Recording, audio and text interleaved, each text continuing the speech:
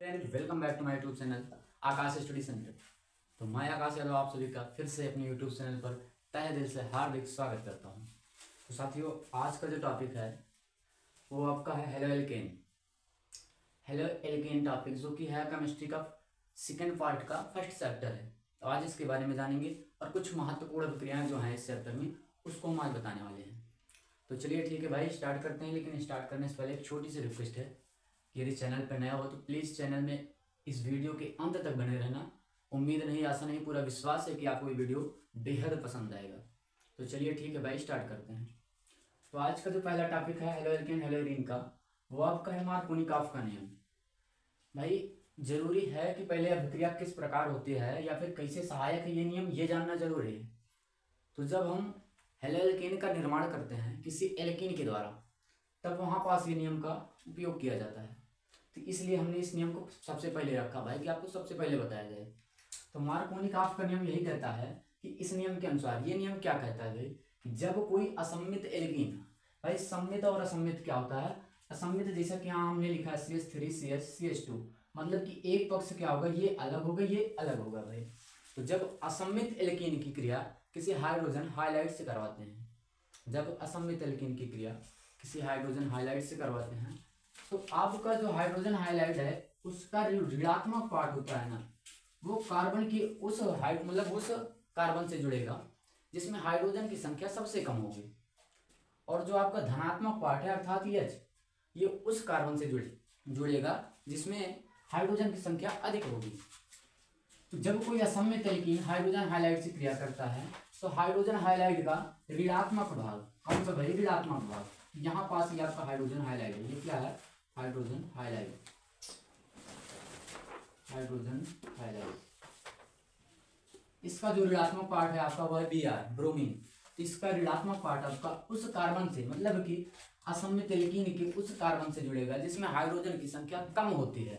और इसका धनात्मक पार्ट अर्थात H असम्मित एल्कीन के उस कार्बन से जुड़ता है जिसमें हाइड्रोजन की संख्या अधिक होती है। तो इसके लिए अभिक्रिया समझते हैं भाई। हमने अभिक्रिया करवाया कि ये आपका CH3 है, CH3 CH तथा CH2, ये आपका है 1 2 3, 3 कार्बन है। तो 3 कार्बन के लिए आपका प्रोप यूज होता है और यहाँ पर डबल बॉन्ड लगा है तो आपका इन लग जाएगा, तो प्रोपीन हो जाएगा। तो CH3 CH CH2 का नाम हो जाएगा प्रोपीन। प्रोपीन की क्रिया हमने करवाया किससे? हाइड्रोजन हाइलाइट से। जब इसकी क्रिया हाइड्रोजन हाइलाइट से करवाए, यहाँ पास हाइड्रोजन ब्रोमाइड लिया, हाइड्रोजन हाइलाइट के रूप में हमने क्या लिया? Hydrogen bromide. तो हाइड्रोजन आपका प्लस पार्ट है, ये क्या है? ऋणात्मक है, धनात्मक। उस वाली ये धनात्मक है और ब्रोमीन आपका ऋणात्मक है। तो ब्रोमीन यहाँ पास आप सिंपली देखना, हमने कहा कि हाइड्रोजन हाइलाइट का ऋणात्मक पार्ट उस कार्बन से जुड़ता है जिसमें हाइड्रोजन कम हो। तो यहाँ पास देखना भाई, ये हाइड्रोजन यहाँ पास कितने हैं? 1 है, इसमें कितने हैं? 2। तो ये आपका ऋणात्मक पार्ट इस हाइड्रोजन से जुड़ जाएगा, कार्बन से। तो यहाँ हमने इसको जोड़ दिया और जो इसका हाइड्रोजन बच रहा है वो उस कार्बन से जुड़ता है जिसमें हाइड्रोजन अधिक होता है। तो यहाँ पास हाइड्रोजन अधिक था तो हमने इसको इसमें जोड़ दिया, ये आपका 2 ब्रोमो प्रोपेन बन गया। समझ में आई होगी बात, उम्मीद करता हूँ। अगर एक नोट पॉइंट यहाँ पास आपका ये है, आप अभिक्रिया मार्कोनिकॉफ के नियम को पढ़ लिए, लेकिन अगर यहीं पास इसी अभिक्रिया में कुछ भी चेंजेस ना करके केवल एक यहाँ पास पराक्साइड की उपस्थिति कर दी जाए, क्या कर दी जाए भाई? पराक्साइड की उपस्थिति कर दी जाए। हमने यहाँ पास देखना CH3 CH CH2, वही क्या है आपका? ये भी आपका क्या हो जाएगा? प्रोपीन। भैया हमने यहाँ पास क्या किया? हाइड्रोजन ब्रोमाइड यहाँ भी लिए थे, यहाँ भी ले लिए। हमने यहाँ पास कुछ भी नहीं किया, पराक्साइड की उपस्थिति कर दी। जैसे ही हमने यहाँ पास पराक्साइड मिलाया तो ये क्या हुआ भाई? इसका जो ऋणात्मक पार्ट था, यहाँ पास आप देखना, इसका ऋणात्मक पार्ट उस कार्बन से जुड़ता था जिसमें हाइड्रोजन कम थे। लेकिन पराक्साइड की उपस्थिति जब करेंगे तो इसका ऋणात्मक पार्ट उस कार्बन से जुड़ेगा जहां पास हाइड्रोजन अधिक होंगे तथा धनात्मक पार्ट उस कार्बन से जुड़ेगा जहां पास हाइड्रोजन कम होंगे। इस नियम को हम क्या कहते हैं भाई? खैरस प्रभाव, पराक्साइड प्रभाव, या फिर एंटी मार्कोनिकॉफ का नियम, कुछ भी बोल सकते हो। खैरस प्रभाव मार्कोनिकॉफ के नियम के विपरीत है, इसलिए हम इसको एंटी मार्कोनिकॉफ का नियम भी बोल सकते हैं, या तो फिर आप पराक्साइड प्रभाव भी बोल सकते हो। तो ये रहा आपका मार्कोनिकॉफ का नियम, ये रहा आपका एंटी मार्कोनिकॉफ का नियम भाई। या फिर खैरस प्रभाव बोल दो या फिर पराक्साइड प्रभाव बोल दो, बात वही है। तो उम्मीद करता हूँ कि ये पॉइंट आपको समझ में आया होगा। नहीं समझ में आया तो खैरस प्रभाव को एक बार फिर से हम पढ़ लेते हैं।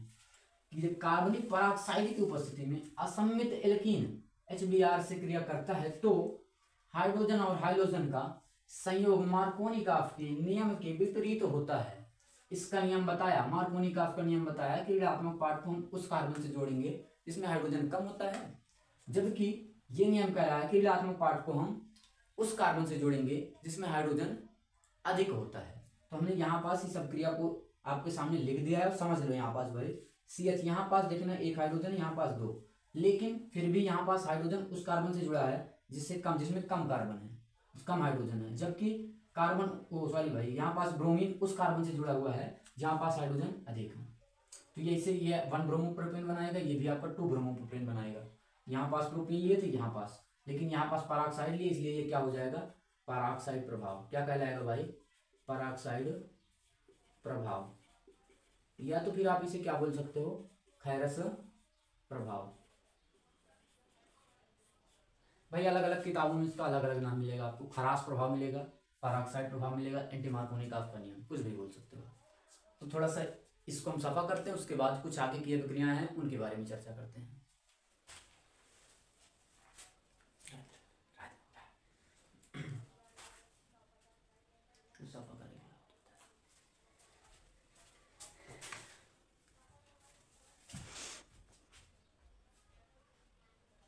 अब जो टॉपिक है आपका वो है फिंकेलस्टीन अभिक्रिया। क्या है भाई, फिंकेलस्टीन अभिक्रिया। ये भी आपकी हेलोएल्केन एवं हेलोएरीन की बहुत ही महत्वपूर्ण अभिक्रिया है, या फिर इसके नेमिंग रिएक्शन में आपको हम लिखाएंगे, एक अलग से वीडियो उसका बनाएंगे। लगभग 30 या 35 में नेमिंग रिएक्शन आपको हम देंगे, नाम वाली अभिक्रिया है, लेकिन फिर भी ये आपका हेलोएल्केन एवं हेलोएरीन में आता है, तो इसको हम बता दे रहे हैं भाई। क्लोरो या ब्रोमो एल्केन को किसके साथ भाई, एसीटोन या मेथेनॉल की उपस्थिति में सोडियम आयोडाइड के साथ क्या करना है, गर्म करना है। क्लोरो या ब्रोमो एल्केन को क्या करना है, क्लोरो या ब्रोमो एल्केन को एसीटोन या मेथेनॉल, एसीटोन या फिर मेथेनॉल की उपस्थिति में सोडियम आयोडाइड के साथ गर्म करने पर क्या देता है, संगत आयोडो एल्केन प्राप्त होता है। और यही अभिक्रिया क्या है आपकी, फिंकेलस्टीन अभिक्रिया। इसका एग्जांपल देखे रहे हैं भाई, कैसे होता है। पहले तो इसकी रिएक्शन देख लेते हैं, क्या होती है भाई रिएक्शन। तो कह रहा है कि क्लोरो या फिर ब्रोमो एल्केन हुआ, मान लो हमने यहाँ पास क्या ले लिया, क्लोरो एल्केन। अब किससे करवाना है इसकी अभिक्रिया भाई, कह रहा है क्लोरो या ब्रोमो एल्केन को एसीटोन या मेथेनॉल की उपस्थिति में सोडियम आयोडाइड, तो सोडियम आयोडाइड ले ले भाई, यहाँ पास ये ले लिए सोडियम आयोडाइड।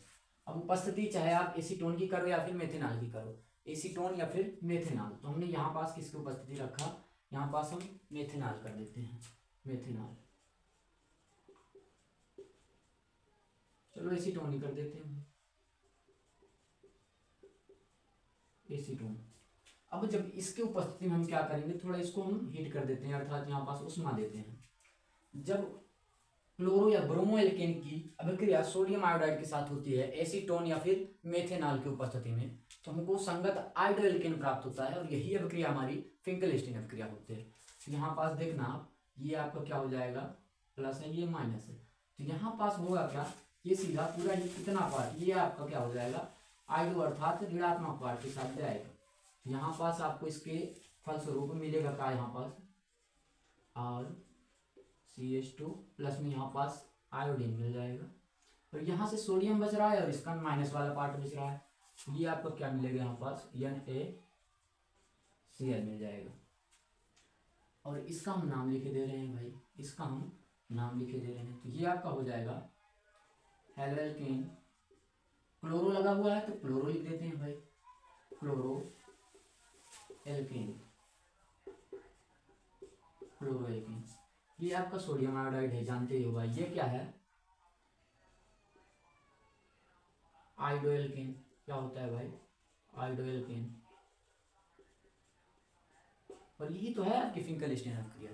एक एग्जांपल देख लेते हैं, यहाँ पास हमने लिया CH3 CH2 Cl, इसकी अभिक्रिया करवाया किससे, सोडियम आयोडाइड से करवा दिए।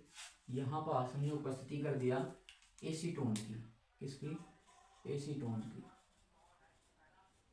एसीटोन की। थोड़ा सा यहाँ हम क्या कर दिए, इसको हीट कर देते हैं, अब यहाँ पास जब इससे अभिक्रिया करेगा तो जैसे यहाँ पास आयोडो एल्केन बना है, यहाँ पास भी आयोडो एल्केन बन जाएगा। तो CH3 CH2 आयोडीन यहाँ पास जुड़ जाएगा। अब बस प्लस में आपको क्या बच रहा है, NaCl। अब इसका नामकरण किए दे रहे हैं भाई, इसका नामकरण किए दे रहे हैं। यहाँ पास देखना, एक कार्बन दो कार्बन, दो कार्बन के लिए आता है एथ, क्या आता है एथ। तो यहाँ पास क्लोरोएथेन बोल सकते हैं, क्लोरोएथेन, क्लोरोएथेन हो जाएगा। और ये आपका हो जाएगा सोडियम आयोडाइड, सोडियम आयोडाइड। ये आपका हो जाएगा मेथ एथ, तो एथिल आयोडाइड बोल सकते हो, आयोडोएथेन बोल सकते हो, आयोडोएथेन भी बोल सकते हो आप, या फिर एथिल आयोडाइड साधारण नाम बोल सकते हो, एथिल आयोडाइड। और ये आपका सोडियम क्लोराइड आपका क्लियर है। तो ये थी आपकी फिंकेल-स्टीन अपक्रिया। उम्मीद करता हूँ फिंकेल-स्टीन अपक्रिया समझ में आई होगी। तो इसको थोड़ा सा हटाते हैं, इसके बाद दूसरी अपक्रिया आपकी क्या आती है वो देखते हैं।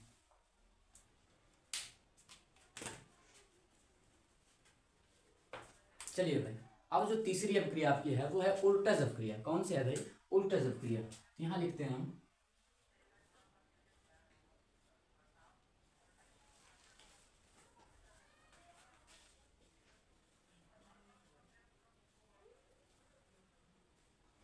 उल्टज अपक्रिया। देखिए भाई, उल्टज अपक्रिया दरअसल होती क्या है ये जानते हैं पहले।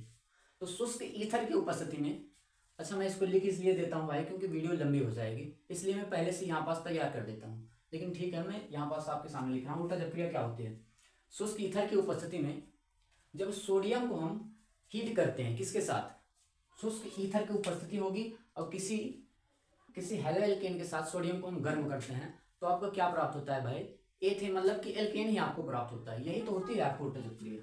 तो लिखेंगे यहाँ पास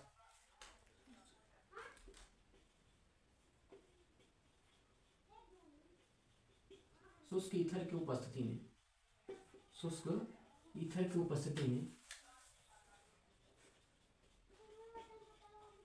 सोडियम के साथ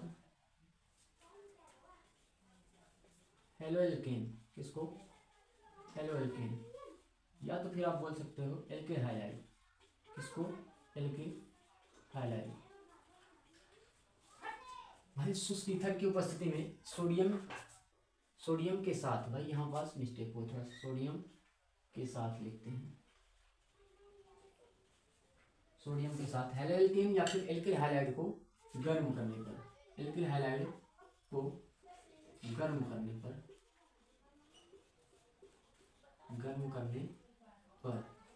क्या प्राप्त होता है, एल्केन प्राप्त होता है, एल्केन प्राप्त होता है। इसे उल्टज अभिक्रिया कहते हैं, इसे उल्टज अभिक्रिया कहते हैं।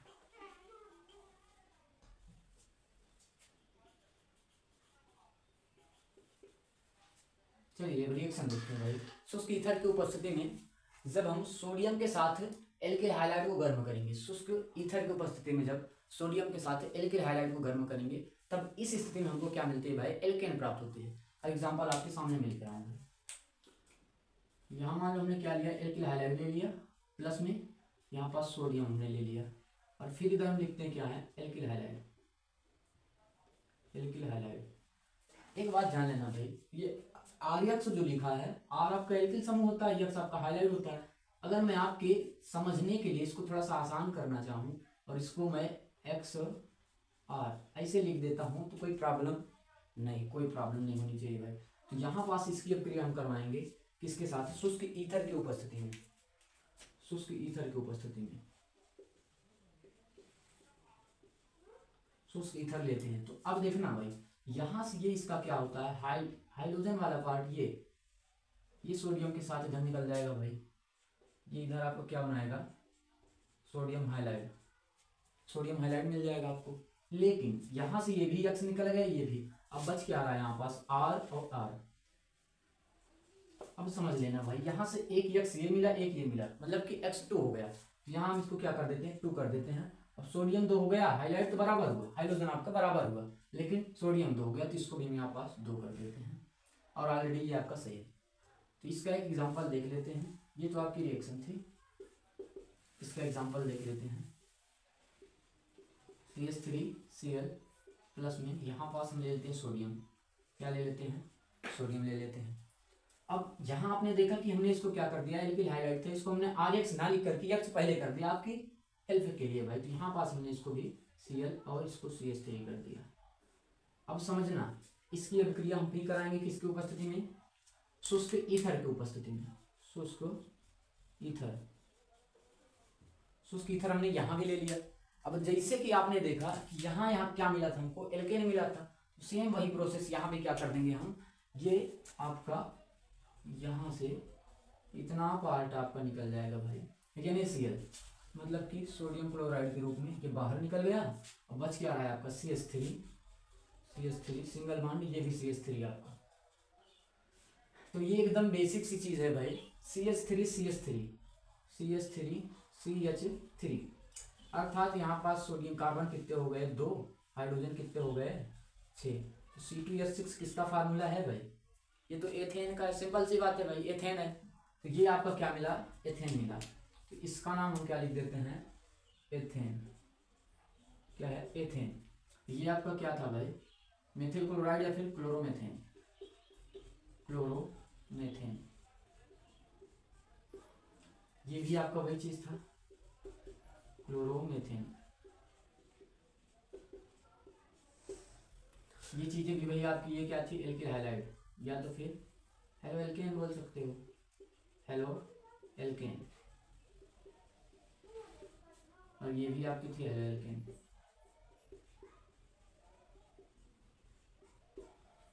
ये आपका क्या मिला था, एल्केन ही मिला था, ये आपका एल्केन ही मिला था सीधा सीधा।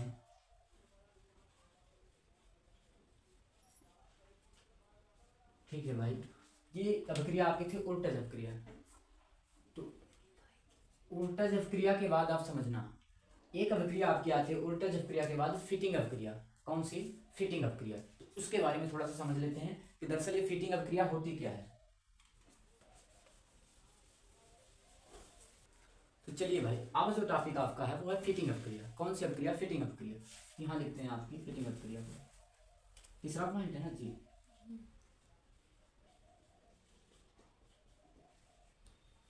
फिटिंग अभिक्रिया, फिटिंग अभिक्रिया। अच्छा, ये फिटिंग अभिक्रिया और उल्टज अभिक्रिया, इन दोनों में खास डिफरेंस है नहीं भाई। बस वहां पास हमने एल्किल हाइलाइड लिया था, लेकिन यहाँ पास क्या लेंगे भाई, यहाँ पास एरिल हाइलाइड लेंगे। अर्थात एरिल का मतलब कोई बेंजीन रिंग वाले, ठीक है। तो यहाँ पास देखते हैं इसको हम,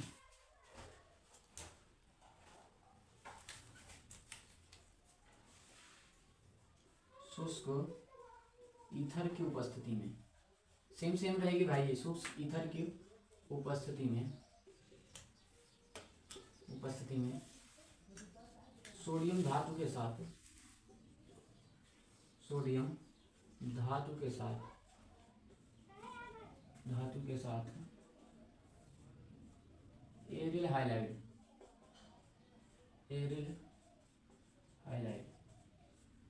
एरिल हाइलाइड बोले तो भाई इसको लिखते कैसे हम, AR ऐसे लिख सकते हैं इसको। एरिल हाइलाइड को गर्म करने पर, एरिल हाइलाइड को गर्म करने पर, मतलब कि शुष्क ईथर की उपस्थिति में उल्टज अभिक्रिया में हमने भाई एल्किल हाइलाइड लिया था, यहाँ पास एरिल ले लेंगे, बस कोई डिफरेंस नहीं, बस इतना ही है। तो यहाँ पास धातु के साथ एरिल हाइलाइड को गर्म करने पर डाई एरिल प्राप्त होता है, डाई एरिल बनता है या फिर प्राप्त होता है। इसे फिटिंग अभिक्रिया कहते हैं। कौन सी अभिक्रिया भाई, फिटिंग, इसे फिटिंग अभिक्रिया कहते हैं।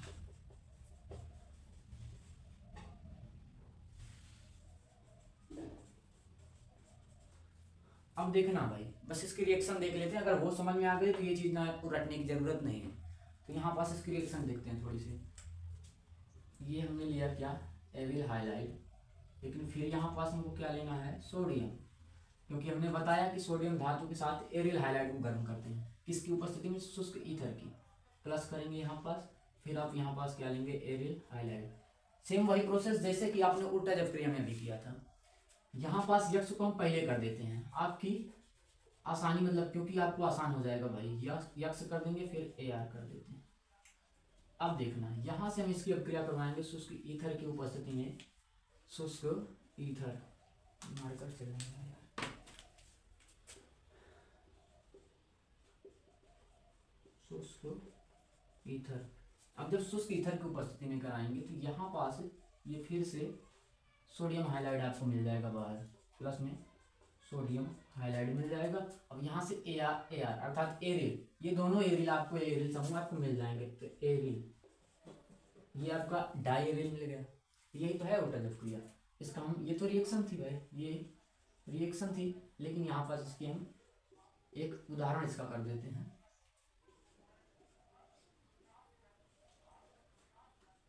अच्छा, समझने के लिए इसको हम थोड़ा सा कुछ इस प्रकार लिख देते हैं। Cl ले लिए, यहाँ पास क्या ले लिया, सोडियम ले लिए, प्लस में यहाँ पास भी हम Cl ले लेते हैं।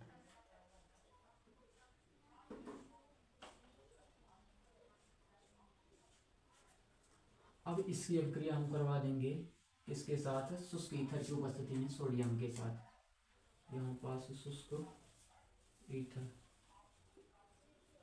जब इसकी अभिक्रिया करवाएंगे तो जैसे कि यहाँ पास में निकाल दिया था कि इसको सोडियम हाइलाइट, तो यहाँ पास ये भी निकल जाएगा, ये निकल गया आपका। यहाँ पास हम इसको लिख देंगे NaX। अब बच क्या रहा है आपका, ये दोनों आपका फिर बन जाएगा, यहाँ पास थोड़ा से छोटा कर देते हैं।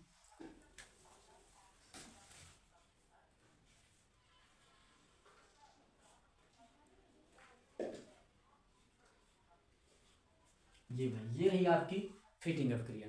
ये क्या कौन थी अभिक्रिया, फिटिंग थी आपकी। देखना यहाँ पास ये आपका क्या है, क्लोरोबेंजीन इसको बोल सकते हो, क्लोरोबेंजीन। और ये आपकी ये भी क्लोरोबेंजीन है, क्लोरोबेंजीन। यहाँ से दोनों क्लोरीन आपको सोडियम के साथ निकल लिए। अब यहाँ से देखना, ये सोडियम था, ये क्लोरीन, ये भी क्लोरीन, तो ये दो हो गया। तो यहाँ पास भी इसको संतुलित करने के लिए यहाँ पास 2 लगा देंगे, और यहाँ भी आप 2 लगा लेना भाई। ये आपका क्या मिला है भाई, ये डाईफिनाइल मिला है। क्या है, डाई एरिल प्राप्त होता है तो वही आपका डाईफेनिल हो जाएगा, फिनाइल बोल सकते हो, डाईफिनाइल।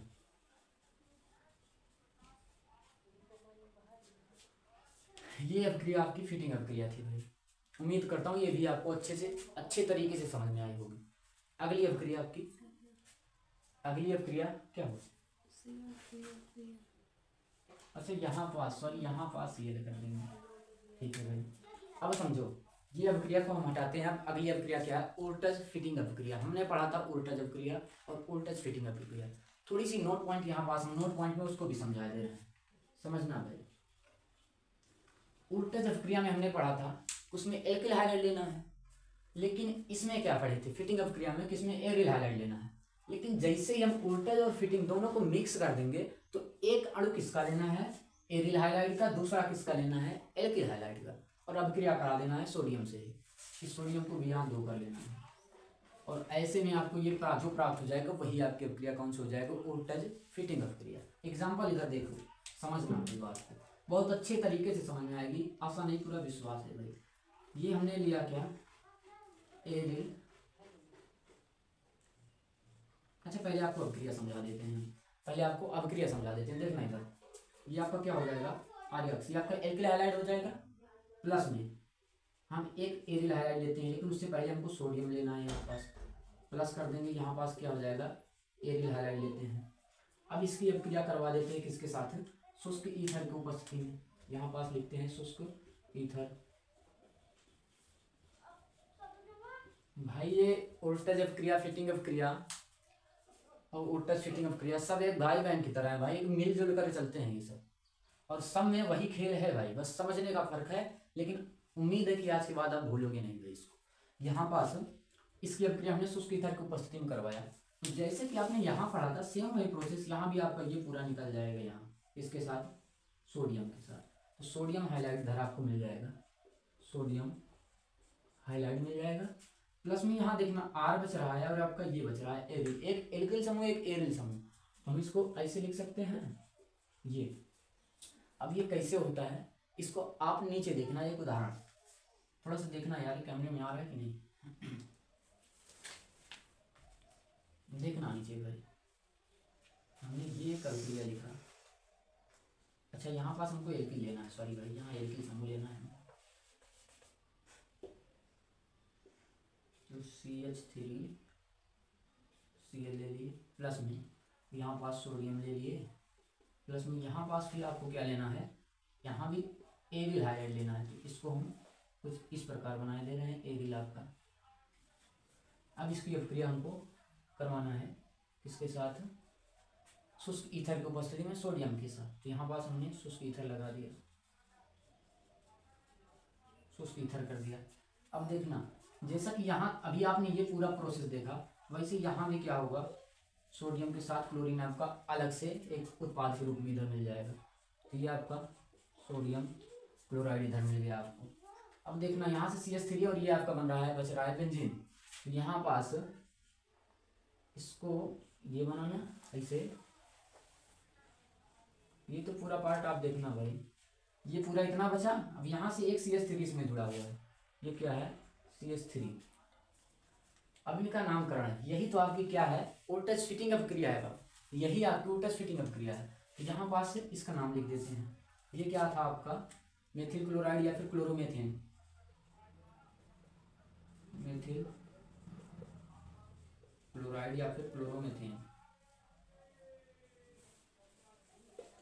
या ये क्या था आपका क्लोरोबेंजीन लिख सकते हो, बेंजील क्लोराइड लिख सकते हो आपको। ये आपको क्या है क्लोरोबेंजीन।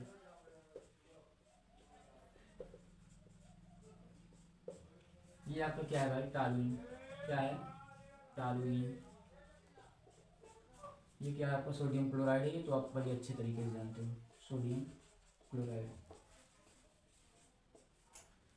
बस एक चीज ध्यान देना, इन सभी अभिक्रियाओं को आप संतुलित करना नहीं भूलना भाई। यहाँ पास जैसे कि हमने देखा अभी ऊपर देखिए, यहाँ पास सोडियम देखिए एक है, लेकिन यहाँ पास हाइड्रोजन आपका एक यहाँ से मिलेगा, एक यहाँ से 2 हो जाएगा। तो यहाँ हम 2 लगाएंगे, ये आपका 2 हो जाएगा। जब वहाँ 2 लगाएंगे तो सोडियम भी आपका 2 हो जाएगा, इसके लिए यहाँ भी 2 लगाना पड़ेगा, संतुलित हो गई आपकी अभिक्रिया।